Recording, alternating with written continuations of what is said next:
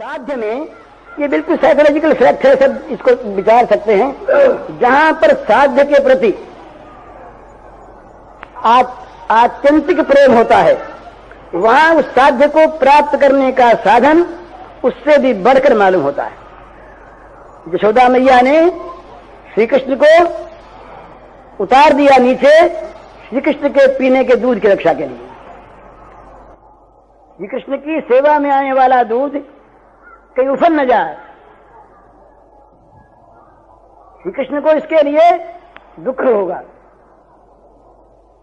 और अगर श्री कृष्ण को नहीं उतारती है नीचे गोद से तो दूध उफन जाता है। तो श्री कृष्ण की सेवा के लिए श्री कृष्ण का भी त्याग कर दिया जाए, ये स्वीकार है, ये त्याग है। साध्य के लिए, साधन के लिए साध्य का त्याग कर दिया जाए, क्योंकि साध्य को पाना है। विचित्र बात मालूम होगी, पर है ये बात, जिस पुरुष की, जिस स्त्री की, जिस साधक की, याद रखिए, अपनी साधना में साध्य से बढ़कर प्रीति नहीं है, उसकी साध्य में प्रीति नहीं है। जो थोड़े से में, चाहे वो थोड़े से भी प्राप्त हो जाए, पर जो पोल में ही परमात्मा को प्राप्त करना चाहते हैं, उनकी परमात्मा में निष्ठा नहीं है। चाहे वो मिलते पोल में ही हो, ये उनकी दया, उनका स्वभाव है, ये अलग चीज है। पर इसको भी इतनी तैयारी करनी है कि उस साध्य की प्राप्ति के लिए जो साधन है उसको साध्य से भी बढ़कर मानना है और उसमें अपने जीवन को होम देना है। उसकी इच्छा हो आवे, उसकी इच्छा हो ना आवे, गरज हो आवे। इसीलिए ये हमारे ब्रज के प्रेम में, अब कहां तो मैं वीर रस की बातें कह रहा था और कहां बिल्कुल उज्जवल रस में आ गया, पर सब में तत्व एक ही है। श्री कृष्ण के प्रेम की चर्चा हो रही हो और श्री कृष्ण के प्रेम के संबंध में प्रेमियों में प्रेमालाप चल रहा हो और श्री कृष्ण को वहां न आने देने से उस रस की वृद्धि होती हो, तो वहां रुकावट लगा दी जाती है। सखी श्याम न आने पावे, सखी श्याम न आवन पावे। पहरा बैठा दिया गया महाराज, पहरा बैठा दिया गया। सखियां बैठ गई सामने निकुंज में, श्याम सुंदर छटपटाते हैं बाहर, कहते हैं लाडली जी की आज्ञा नहीं आ सकते, नहीं आ सकते। जिनके एक क्षण के आदर्शन को सह नहीं सकती, जिनके एक क्षण का एक त्रुटि मात्र का आदर्शन उनके मुंह से ब्रह्मा को गालियां निकलवा देता है। त्रुटि युगाए थे, पक्ष के दृश्य में ये कहा, त्रुटि युगाए थे, एक एक त्रुटि युग के समान प्रतीत होती है। वो गोपांगनाएं उन प्रेम सुंदर श्री कृष्ण के प्रेमालाप की चर्चा में श्री कृष्ण का बहिष्कार कर देते, बाहर रहे। क्यों रहे? बड़ी सुंदर चीज है, इसमें श्री कृष्ण को सुख मिलेगा। ये दो पक्ष हैं महाराज, साधना के, प्रेम साधना के दो पक्ष होते हैं, एक वाम एक दक्षिण। ये रस का विषय है, सबके जानने का विषय नहीं है, सब जानते भी नहीं, और इसमें बड़ा नीचापन भी आ जाता है। अगर मनुष्य अगर नीचे उतरा, इसमें नीचे कहीं उतर आया, भगवान को देखना उसने बंद कर दिया और कहीं भगवान के स्थान पर भोग आ गए, तो बड़ी बुरी चीज है। इसलिए ये बड़ी जोखिम की चीज है। पर दक्षिण और वाम ये दो होते हैं इसकी, इस साधना में, इस प्रेम राज्य में दो भावों का उन्मेष होता है। तो कहीं वाम भाव में प्रेमास्पद में आनंद की स्फूर्ति होती है, कहीं दक्षिण भाव में, और प्रेमास्पद में आनंद की स्फूर्ति ही प्रेमी का साध्य है। इसलिए प्रेमास्पद के आनंद की स्फूर्ति यदि प्रेमास्पद के बहिष्कार से होती हो, प्रेमास्पद के तिरस्कार से होती हो, तो प्रेमास्पद का बहिष्कार तिरस्कार उस प्रेमी को वांछनीय हो जाता है, अवश्य कर्तव्य हो जाता है।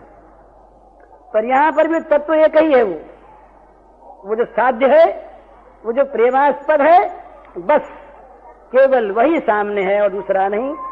उसके सामने को हटाने से वो सामने रहे तो हटा देंगे, रखना उसको सामने है। कहीं कहीं ऐसा होता है कि सामने से हटाने से वो रहता है, हटा देंगे, हट जाओ सामने से, पर सामने रहो। और कई बार सामने लाने से सामने रहता है, चिरौरी करते हैं, विनती करते हैं, प्रार्थना करते हैं, सिर रगड़ते हैं, नाक रगड़ते हैं, कुछ भी करते हैं, आ जाता है। तो ये बलिदान जो है ना, बलिदान त्याग, ये त्याग तो स्वाभाविक होता है जहां साध्य में प्रेम होता है। तो ये महाराज ने जो बात कही कि भगवत प्राप्ति तो हम चाहते हैं, पर प्रतिकूलता सह नहीं सकते, त्याग कर नहीं सकते। इसका अगर दूसरे शब्दों में कहा जाए तो ये कहा जा सकता है कि भगवान में जितना हम लोगों का प्रेम होना चाहिए, भगवान को मिलने की जितनी हमें आवश्यकता होनी चाहिए, भगवान के बिना काम नहीं चलता, इस प्रकार का जो दृढ़ भाव होना चाहिए, उसमें कहीं कमी है। महाराज अगर कोई हमें बता दे, हमको रुपयों की बड़ी चाह हो, बड़ा लोभ हो और बड़ी आवश्यकता हो, और कोई बता दे कि इस भवन में यहाँ नीचे अमुक स्थान पर रुपया गड़ा हुआ है, उसकी बात मान ले, तो हमारी चेष्टा यही होगी शेर जी से कहेंगे अब की तो महाराज गर्मी बहुत पड़ रही, जल्दी समाप्त करो इसको, सब लोग जाएं। बोले तुम बोले हम कुछ दिन रहेंगे, कोई बात नहीं, जल्दी जाएं सब लोग, तो वहां पर गड्ढा खोद के निकालें उसको, सत्संग बंद हो जाए, कोई आपत्ति की बात नहीं, इसको सत्संग से बताओ। और फिर क्या हम देर करेंगे? अगर जाने में देर होगी तो रात बिरात देखेंगे, तो कोई नहीं देख रहा अकेले में, तो चलो खोद डालें। चाह हो मन में प्रबल और चाह की वस्तु के न मिलने की बेचैनी न हो, ये संभव नहीं है। चाह बेचैनी पैदा करती है। हम जगत के मामूली पदार्थों को देखते हैं, किसी मामूली से मामूली चीज में जिसमें कोई हानि लाभ भी नहीं, हमने एक सुई मांगी, मामूली चीज, और देर होगी लाने में, बेचैनी हो गई मन में, गुस्सा आ गया, बड़ा क्यों, अरे क्या भी करता था, सुई ना आई सही। तो जगत की मामूली से मामूली चाह की आपूर्ति में चित्त बेचैन हो जाता है, और ये परम प्रेमास्पद हम जिसको कहें वो भगवान न मिले और हमारा हृदय उसको सहता रहे, इस बेचैनी को भोगता रहे, इस वियोग को वो सहन करता रहे, ये संभव नहीं। मछली के प्राण जल के बिना कभी रहते हैं क्या? कभी वो विवाद भी करती है क्या? वो कभी किसी को उत्तर भी देती है क्या कि तुम जल के भाव में क्यों मर जाती हो? कोई पूछे उससे, बस मरी जाती है। क्यों? कि जल का वियोग उसके जीवन का वियोग है। इसी प्रकार भगवान में जिसकी लगन हो वो तो रह नहीं सकता। हजार हजार बाधाएं आती हैं, नहीं ताकता शत शत बाधा विघ्नों की ओर। एक वो मुझे याद नहीं इस समय, एक बंगाली कवि का एक बड़ा सुंदर छंद है, उसका हिंदी अनुवाद था ये। उसका अर्थ ये है कि शाम की बंसी सुन के जिसके प्राणों में आकुलता जाग उठी, जिसके प्राण श्याम सुंदर से मिलने के लिए बेचैन हो गए, वो क्या रह सकता है? उसे क्या कोई रोक सकता है? जगत का कोई भी बांध क्या उसके प्रवाह में बाधा दे सकता है? सारे बांधों को तोड़कर, सारी आपत्ति विपत्ति बाधाओं को चूर्ण विचूर्ण करती हुई गंगा की धारा समुद्र की ओर बही जा रही है। अनंत काल से, अनादिकाल किसने रोका इसको आज तक? बीच में पेड़ आए, पहाड़ आए, सबको ध्वस्त करती हुई, गिराती हुई, हिलाती हुई चली जा रही अनवरत। ये समुद्र के साथ मिलकर एक हो जाने के लिए कोई रोक सकता है? इसी प्रकार साध्य के प्रति गति हो जाने पर कोई रोक नहीं सकता। तो स्वामी जी का कहना बड़ा सुंदर कि भाई हम लोगों में ये जो भगवान को प्राप्त करने की साधना में जो त्याग नहीं होता, प्रतिकूलता सहन नहीं होती, हर जगह हम आराम आराम आराम चाहते हैं, इससे क्या होता है, राम दूर हट जाते हैं। आ को अलग करके राम को फिर पुकारे तब तो काम चल जाए। आराम शब्द में आ को अलग करके पुकारे, आराम तब तो राम आ जाए। पर कहीं राम के आगे आ लगा दें तो फिर महाराज राम नहीं आते। हम लोगों ने राम के आगे आ लगा रखा, आराम चाहिए, राम नहीं चाहिए। हमें तो आराम चाहिए, राम नहीं चाहिए। दो चीजों की हमें चाहे, शरीर का को आराम मिले, नाम का नाम हो, बस और कुछ नहीं। हमारा सारा कर्तव्य पूरा हो जाता है इन दो बातों में। नाम का नाम हो, हमारा नाम इतिहास में अमर रहे। अरे किसका नाम अमर रहेगा? माँ के पेट में जब नहीं थे तो तुम्हारा क्या नाम था, बताओ जरा, किसका नाम अमर रहेगा? पर हमें लोग अच्छा कहें, हम कौन? नाम कहीं अपने नाम की तारीफ सुन ली, फूल गए। और शरीर ये 5 भौतिक पिंड कहीं भी गिरेगा, इसकी तो कौन गति है ये। पर इसके आराम की बड़ी चिंता, नाम की बड़ी चिंता, तब राम की चिंता कहां से हो? राम की चिंता वाले इस नाम और शरीर की चिंता छोड़ देते हैं, छूट जाती है, रहती है नहीं। तो महाराज इतना कोमल शरीर भगवान बुद्ध का, बुद्ध की गाथा लोगों ने पढ़ी होगी तो जानते होंगे। ये इस रूप में रखे गए थे महलों में कि इनके लिए शारीरिक पीड़ा कभी किसी प्रकार से सामने ना आवे। हर ऋतु रखी गई थी, इन्हें कभी गर्मी का अनुभव न हो, इन्हें कभी जाड़े का अनुभव न हो। इस प्रकार से सारा प्रबंध, कभी इनके मन में जगत से विरक्ति न होने पावे। ये तब जब वहां का आह्वान आया, वहां की पुकार आई, 1 महीने का बच्चा, युवती स्त्री, तरुणी, रूप संपन्ना, बड़ी प्रिय, उठे रात को, अंधेरे में उठे, चिराग जल रहा महलों में, देखा उसको, मन फिर जरा अटका, फिर देखा, फिर अटका, फिर मन में सोचा कि उस पुकार के आगे ये यहां अटकना है, चल दिए। आधी रात को चलती है। चैतन्य महाप्रभु हैं विष्णु प्रिया को छोड़कर। अभी मैं दिल्ली में था तो मैथिली शरण जी ने विष्णु प्रिया पर एक काव्य लिखा हिंदी में। वो मेरे पास आए थे, उन्होंने मुझको सुनाया, बड़ा अच्छा लगा मुझे। विष्णु प्रिया आधी रात को उसे छोड़ करके, ये सोने के निमाई, स्वर्ण प्रतिमा, ये निमाई की, वो श्याम सुंदर का आह्वान उसको उनको मिला, गंगा को पार करके आधी रात को चल दिए। तो जब वहां की पुकार आती है, अर्थात जब भगवान की ओर मन लगता है, एक जगत के लिए आप देखिए ना, हम लोगों ने आज धन के लिए क्या नहीं छोड़ रखा है और अधिकार के लिए क्या नहीं छोड़ रखा है। आज के मानव ने अर्थ और अधिकार के लिए भगवान तक को छोड़ दिया। ये तो हमारे सामने त्याग का नमूना है, त्याग का नमूना। एक महात्मा गए एक किसी राजा के पास, पहुंच गए तो राजा ने देखा कुछ महात्मा के पास था नहीं, तो बोले महाराज ये कंबल ले लो। बोले हमें तो लेना नहीं है। तब बोले महाराज आप तो बड़े त्यागी हैं, देखो आपके पास कुछ नहीं, बड़े त्यागी। तो बोले भैया हमारी अपेक्षा तो तुम बड़े त्यागी हो, हम बड़े त्यागी, हमारे तो राज्य है, भोग है, सुख है, हम त्यागी कैसे?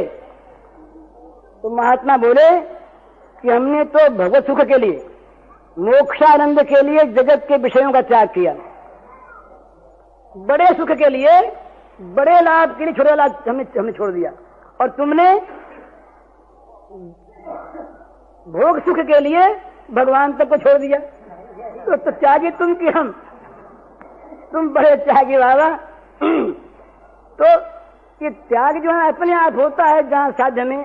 आज का मानव अधिकार के और धन के लिए कितना लोलुप है।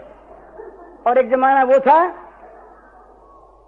2 भाई थे, 2 भाई, शंख और लिखित, 2 ब्राह्मण थे ये, माँ जाए भाई, और आपस में बड़ा प्रेम, धन की लोलुपता नहीं, कुछ नहीं, दोनों अलग अलग हो गए, बंटवारा हो गया। बंटवारा होने के बाद एक दिन बड़े भाई के बगीचे में से छोटे भाई ने एक फल तोड़ लिया, आवश्यकता थी, और बड़े भाई का सारा बगीचा वो सब ले ले, तो बड़े भाई को बड़ी प्रसन्नता।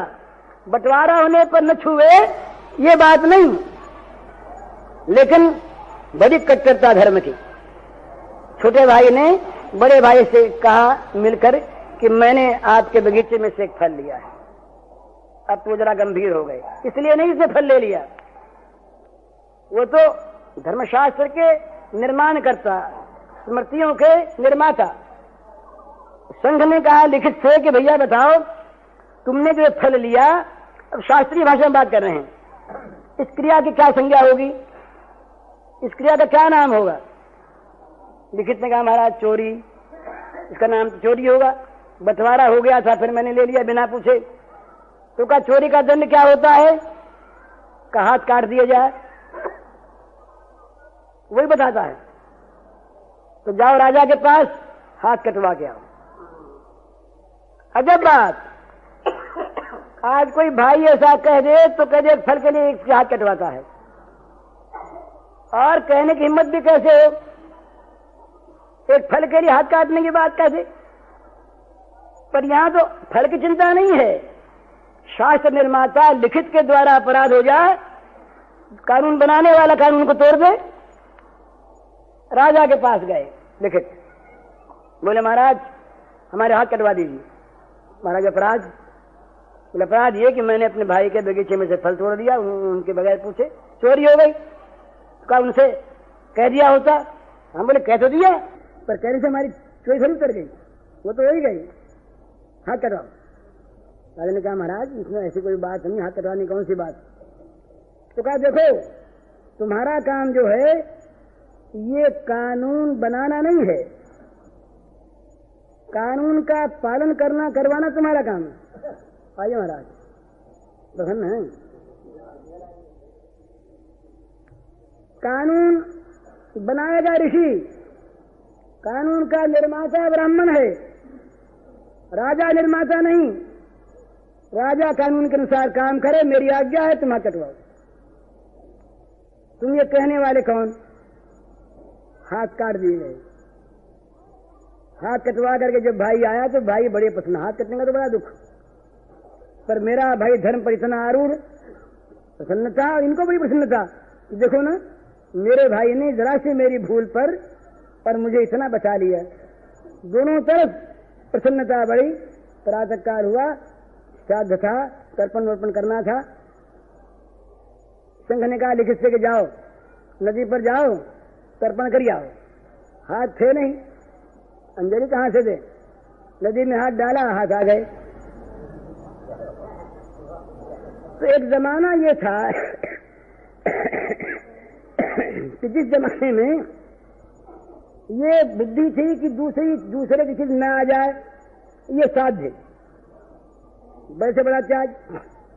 तो साध्य में जहां प्रीति होती है वहां साधन में उससे बढ़कर प्रीति होती है, ये स्वाभाविक बात है। भगवान में भी हमारी प्रीति है, हम यदि भगवान को चाहते हैं, हमारा यदि भगवान को प्राप्त करने के लिए दृढ़ मनोरथ है, और हमारी चाह यदि वास्तविक है, बनावटी नहीं, दिखावटी नहीं, हमारी चाह में यथार्थ है, ठीक, तो उस चाह की पूर्ति के लिए जो साधन हमें बताया जाएगा, उस साधन से हमारी कभी भी विरति नहीं होगी। इस अवस्था में भी ये साधन साध्य को प्राप्त कराया गया नहीं, संदेह कोई मन में करा दे तब भी नहीं होगी। तो साधन में प्रीति,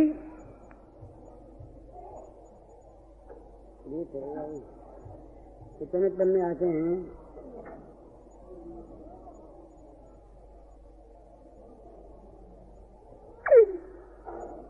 ये बहुत बड़ी एक कसौटी है इस बात की कि साध्य में प्रीति। हम जब भगवान को चाहते हैं तो भगवान की प्राप्ति के मार्ग में जो विघ्न, उनको हम तुच्छ गिनेंगे, और भगवान की प्राप्ति के लिए जो साधन हमारे पास कठिन से कठिन हो, उनमें हमारा मन रमेगा। इन भाई ने मुझको वो पन्ना दे दिया जो मुझे याद नहीं आ रही थी ना, एक कविता छोटी, ये किसी जमाने में मेरी बनाई हुई है, तो मुझे याद नहीं थी, उनको शायद याद थी, लिख दे दिया। प्रियतम से मिलने को जिसके प्राण कर उठे हाहाकार, गिनता नहीं मार्ग की दूरी को वह कुछ भी किसी प्रकार। प्रियतम से मिलने को जिसके प्राण कर उठे हाहाकार, गिनता नहीं मार्ग की दूरी को वह कुछ भी किसी प्रकार। नहीं ताकता किंचित भी शत शत बाधा विघ्नों की ओर, नहीं ताकता किंचित भी शत शत बाधा विघ्नों की ओर।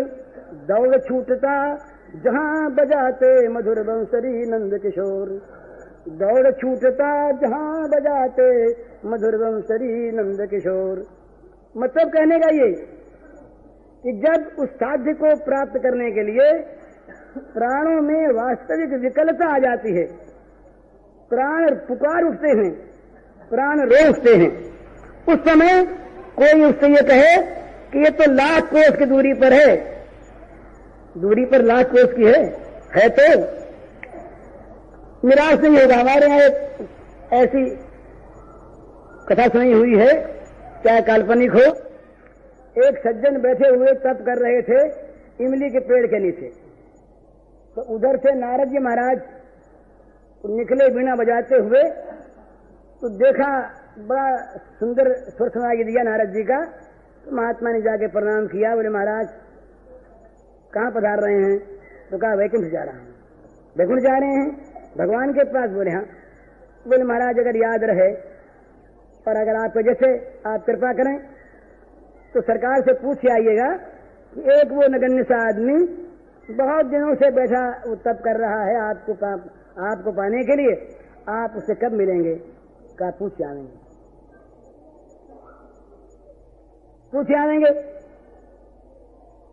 इसके बाद आगे बढ़े तो एक बढ़िया सी कुटिया छाई हुई, बगीचा उगीचा लगा हुआ, बड़े सुंदर पेड़ लगे हुए, फूल खिले हुए, और एक महात्मा दूसरे एक सजे हुए सिंहासन पर बैठे और मजे में नाम जप कर रहे, आराम से बैठे। एक पंखा झल रहा, एक आदमी गर्मी के दिन थे। अरे कौन जा रहा है? मालूम होता नारद सा जा रहा है। बोले हाँ। बोले अच्छा बुलाओ। नारद को बुला लिया पास। नारद जी महाराज आ गए। नारद जी ने देखा कोई संत होगा, आपने तो नारद जी सब संतों में श्रद्धा रखते हैं। कहाँ जा रहे हो महाराज? नारद से पूछा। नारद ने कहा वैकुंठ जाता हूँ। अच्छा वैकुंठ जाते हो? संदेशा हमारा ले जाओ और पूछा ना उनसे, जैसे तो कृपा करके विनम्र भाव, ये कुछ नहीं, पूछा ना संदेशा। क्या संदेशा? बोले 12 वर्ष हो गए तप करते, यहाँ पर घर द्वार सब छोड़ के बैठे हैं, बाल बच्चों का ध्यान नहीं, आराम का ध्यान नहीं, 12 वर्ष हो गए। कब मिलेगा वो? अब मिलेगा या नहीं पूछिए ना, दूसरे काम में लगे। नारद जी का अच्छी बात महाराज पूछ आएंगे। अब नारद जी गए वैकुंठ में, भगवान से बातचीत की और इनके बातचीत भी दोनों की पूछी आए। जब लौटे वापिस तो पहले वो मिला 12 वर्ष वाला, पीछे मिला था ना, तो रास्ते में पहले वो मिला। नारद यहाँ आओ। नारद आ। क्या कहा उसने? क्या पूछा? बोले पूछा मैंने तो भगवान बोले कि 12 वर्ष और तप करो तब मिलेंगे। तो वो जो माला की झोली हाथ में थी फेंकी दूर। अभी 12 वर्ष और 12 साल तप करते मुझको हो गए, इतना मैंने त्याग किया, इतनी तपस्या की, सब कुछ छोड़ छाड़ के बोला अभी 12 वर्ष और नहीं तप करना उसके लिए, जरा अपने घर छोड़ छाड़ दी।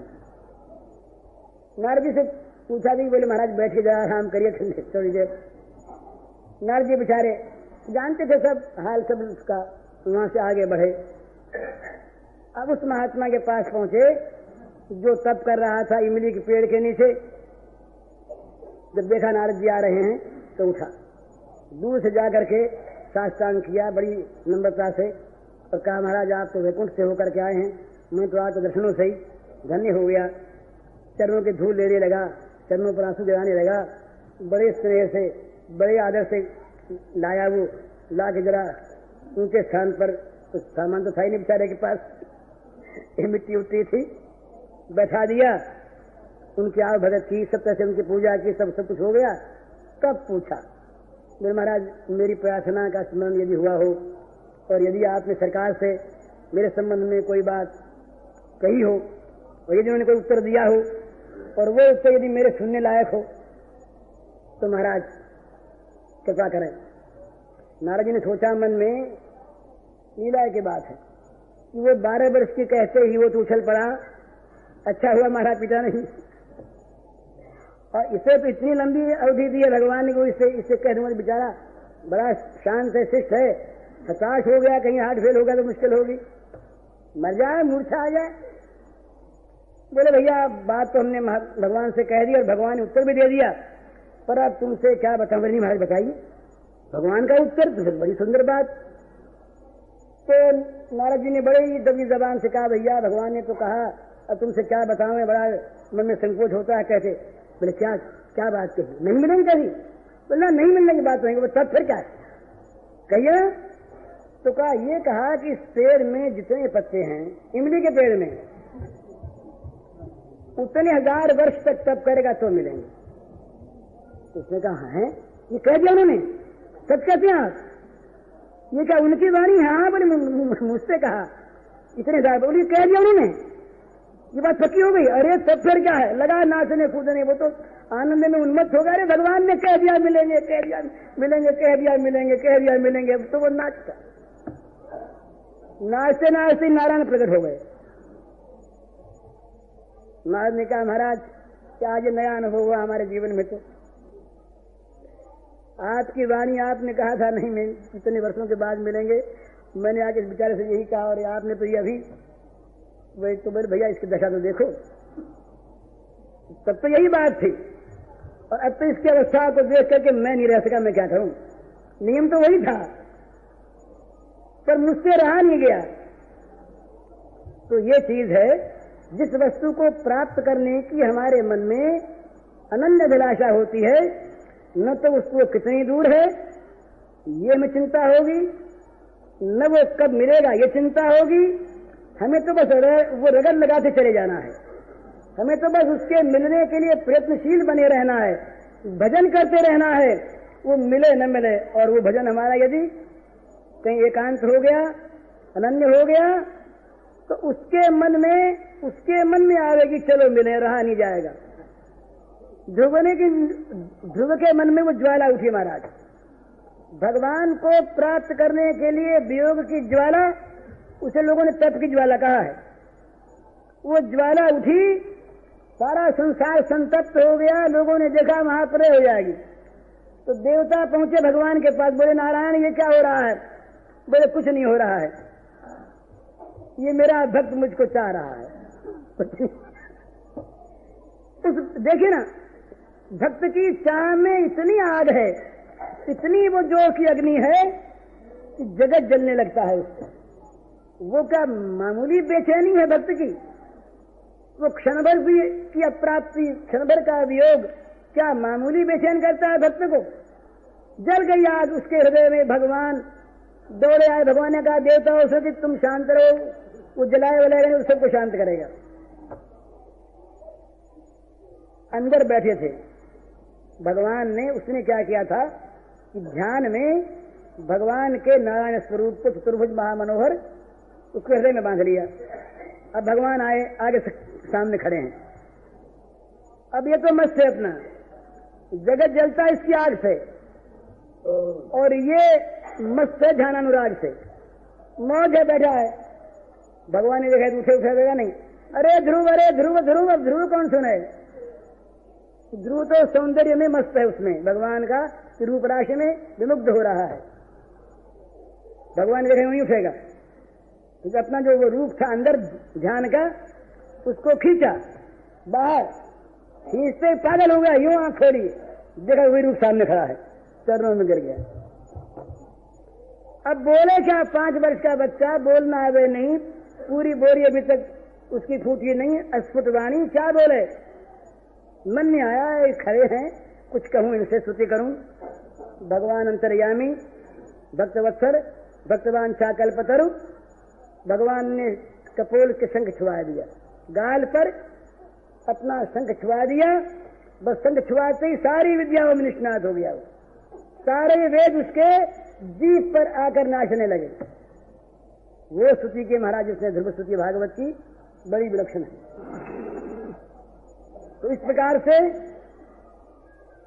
भगवान के मिलने की जिसके मन में चाह पैदा हो जाए वही साधक हो सकता है।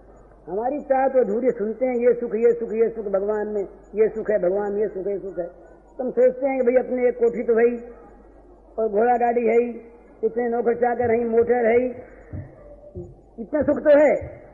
भगवान भी आ जाए इनके साथ साथ तो एक सुख और बढ़ जाए, इतना ही। और अगर न बढ़ा, कई रुपये तो है ही, चाह की थी न हुआ न सही, पीछे देखेंगे। और ठीक हमारी इच्छा ऐसी होती, इसके शंकराचार्य ने मुमुक्षा के भेद किए महाराज। भगवान शंकराचार्य ने वेदांत सिद्धांत संग्रह में भेद किए हैं इसके कि मुमुक्षा कई प्रकार की होती है, मंद, मध्य मंद, अति मंद, मध्यम, मध्य मध्यम, अति मध्यम, तीव्र, अति तीव्र, मध्य तीव्र, तीव्रतर, अति तीव्रतर। इस प्रकार से उसके अनेकों भेद किए हैं। पर जहाँ तीव्रतम आत्यंतिक मुमुक्षा होती है, जहाँ भगवान को प्राप्त करने की तीव्रतम इच्छा होती, तृष्णा होती है, वो तृष्णा भगवान के मन में, वो तृष्णा भगवान का एक मन निर्माण करती है महाराज। ये श्रीमद् भागवत की रास पंचाध्यायी अद्भुत चीज, श्री गोपांगनाओं की मिलनाकांक्षाएं भगवान का मन निर्माण किया, और उस मन में उन गोपांगनाओं के प्रति मिलने की इच्छा पैदा हुई। निरीक्ष भगवान है, निष्काम भगवान है, आत्मकाम भगवान है, मनोनिरोध नहीं, मन उनकी है ही नहीं, है तो उनका स्वरूप है, ऐसे भगवान हैं। उन भगवान ने वंशी बजाकर शारदीय रात्रि में, शुभ ज्योत्सना में, वो शरदोत्फुल्ल मल्लिका इस प्रकार की वनराज में उन गोपांगनाओं को पुकारा, आह्वान किया, बुलाया। दीक्षरंतु मनश्चक्र युग माया मुपाश्रितः भगवान पिता रात्रि शरदोत्फुल्ल मल्लिका। क्यों? उस भक्त के मन की जो मिलनाकांक्षा, उस मिलनाकांक्षा ने भगवान के मन में आकांक्षा उत्पन्न की। भगवान की इच्छा से योग माया ने सारी व्यवस्था कर दी। देवी ने, योग माया ने उचित उपयोगी रात्रि, उपयोगी ऋतु, उपयोगी वो वहां के पशु पक्षी, उपयोगी वो शुभ्र चांदनी, उपयोगी मुरली का सुर, ये सब के सब ठीक ठिकाने से कर दिए। सारा सामान इकट्ठा कर दिया योग माया ने। अब आह्वान हुआ, आह्वान जब सुना तो क्या दशा हुई देखिए।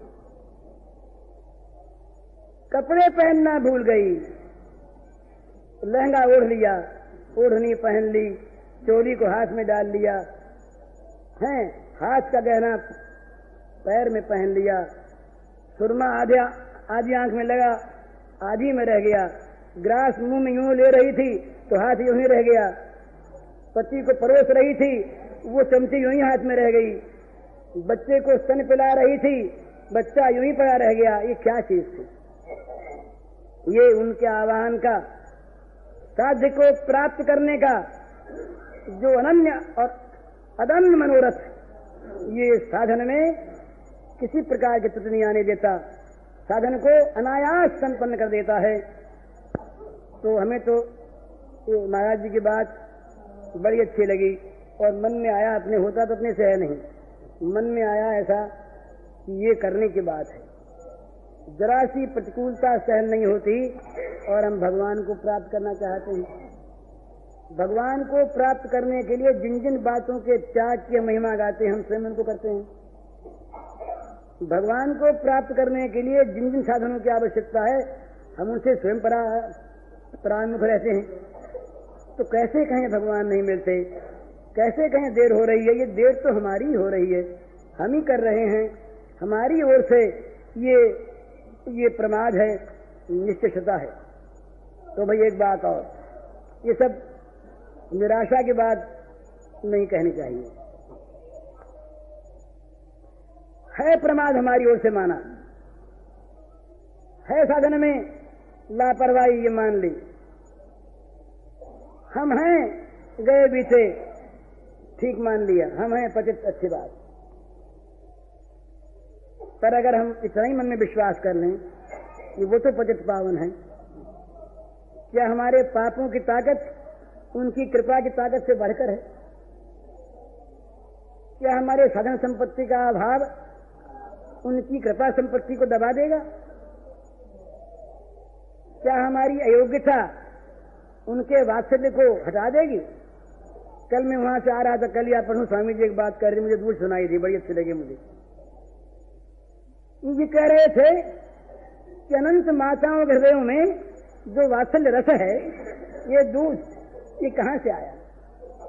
अनादिकाल से लेकर के अनंत काल तक जितनी माताएं हुई, जितनी हैं और जितनी होंगी, उन सारी माताओं के हृदयों में बिना विचार के, बिना भेद के, बिना बाधा के वात्सल्य रस का ये प्रवाह, ये जिस वात्सल्य सागर का कण है, एक सीकर मात्र है, उस समुद्र का सीकर है, ये वहीं से तो आया है। ये आया कहां से? ये सब इकट्ठा कर लिया जाए, सारी माताओं का सारा वात्सल्य, आज तक का, भूत भविष्य वर्तमान का सारा, तो उस सागर की एक बूंद होगी, एक बूंद भी नहीं होगी। तो ऐसे भगवान जब एक माता मर भरे बच्चे का परित्याग नहीं करती, जब एक मैया अपने बीमार बच्चे को छोड़कर नहीं जाती, जब एक माता, एक जननी अपने अयोग्य बच्चे के साथ लापरवाही से नहीं बरतती, तब हम भगवान के सामने बच्चे की भांति निश्चेष्ट होकर रो पड़ेंगे, तो क्या उनकी कृपा हमारे लिए फलवती नहीं होगी? क्या वहां साधन की अपेक्षा होगी? कभी क्या कोई माँ ये चाहती है कि मेरा मल में भरा हुआ बच्चा जब नहा के आवेगा तब उसे मैं बेटा कहूंगी, तब उसका मैं लालन पालन करने जाऊंगी? मल में भरा बच्चा रोता है, अपने आप मल धो नहीं सकता, माँ स्वयं दौड़ के मल धोती अपने हाथों से। ये माँ का स्वभाव है। इसी प्रकार हम छोटे बच्चे की भांति, शिशु की भांति अपने आप को निर्भिमान, निसत्व, सर्वथा अयोग्य मानकर और भगवान की ओर ताकने लगे, तो महाराज साधन वाधन जितने हैं ना, ये सब अपने आप आ जाएंगे। बादशाह के साथ बादशाह के सारे सामंत और मंत्री और दीवान सेनापति अपने आप उसके पीछे पीछे आ जाते हैं। अगर हमने भगवान को बुला लिया, अगर भगवान मैया मल में भरे हुए हमको धोने के लिए आ गई, तो साबुन वाबुन अपने आप आ जाएगी, जल अपने आप आ जाएगा और जल साबुन की जरूरत नहीं होगी। भगवान की कृपा का अवतरण होते ही, भगवान की कृपा हमारे ऊपर उतरते ही सारी कृपाएं सब ओर से दौड़ दौड़ कर आवेंगी अपने को धन्य करने के लिए। आज के तार हो जाओ, हम भी आज सच हो जाएंगे हम। जा पर कृपा राम कर होई, ता पर कृपा कर ही सब कोई। इसलिए निराशा की कोई बात नहीं। हम लोग जैसे हैं, जो हैं, जहां पर हैं, बस अपने को वैसे ही माने, ज्यादा न माने, ज्यादा अपने को न समझें। दूसरों कहने से मान लेते ना, ज्यादा दूसरों कहने से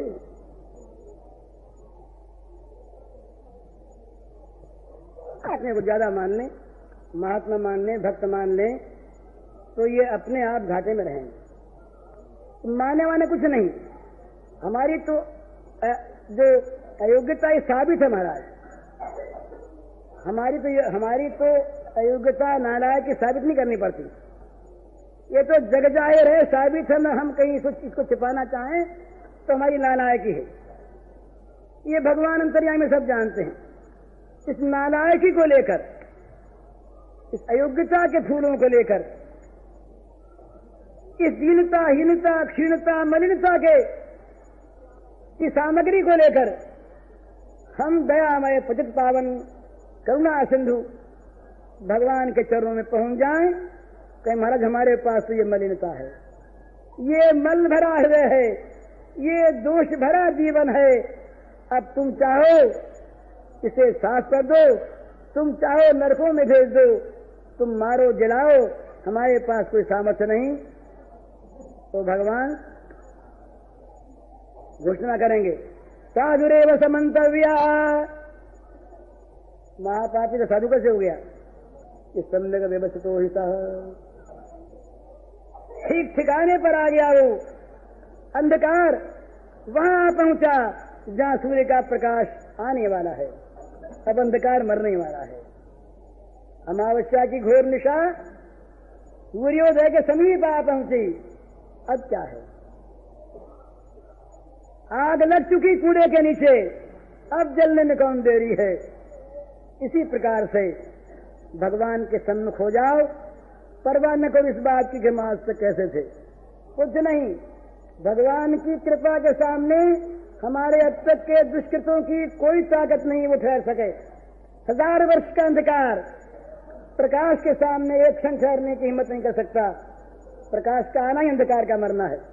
इसी प्रकार भगवान की कृपा अगर हमारी रक्षा के लिए आ जाए, और वो तैयार, हमारे चाहते ही तैयार, मांगते ही तैयार, देखते ही तैयार। उस तरफ देखा कि मां हंस रही है, कृपा रे तुमने अब तक मेरी ओर देखा नहीं, बस निश्चिंत हो जाओ, ये कृपा कह रही है। इसलिए घबराने की आवश्यकता नहीं, चिंता की आवश्यकता नहीं, जितनी साधना की आवश्यकता है ये अपने आप को ला देंगे। हम केवल एक काम करें, है तुलसी परतीत एक, प्रभु मूर्ति कृपामयी है, बस। तुलसीदास ने निराश होकर के बड़ी आशा प्रकट की, सारे अंग का वर्णन किया। महाराज किस किस का नाम लें? आंख, कान, नाक, जिह्वा, त्वक, मन, बुद्धि, ये सब दूसरों की सेवा में लगे हुए, सब आपसे विमुख, सकल अंग पद विमुखनाथ, मुख नाम की ओट लई है तुलसी परतीत एक, प्रभु मूर्ति कृपामयी है। बस एक विश्वास है मेरे पास, तो यही एक संपत्ति है कि प्रभु की मूर्ति कृपा से बनी हुई है। मैं तो कृपा के योग्य नहीं, पर वो कृपा के बिना रह नहीं सकते। जो योग्य पर कृपा करते हैं वो कृपा में नहीं होते, वो तो योग्यता का पुरस्कार देते हैं। पर जहां योग्यता अयोग्यता का कोई भेद नहीं, कृपा ही स्वभाव है, वहां फिर कोई डर की बात नहीं, कोई भी निराशा की बात नहीं, बस मजे में उस कृपा की ओर देखो और निहाल हो जाओ। है तुलसी परतीत एक, प्रभु मूर्ति कृपामयी है। बोल सियावर रामचंद्र की। साध्य में ये बिल्कुल साइकोलॉजिकल फैक्ट है, सब इसको विचार सकते।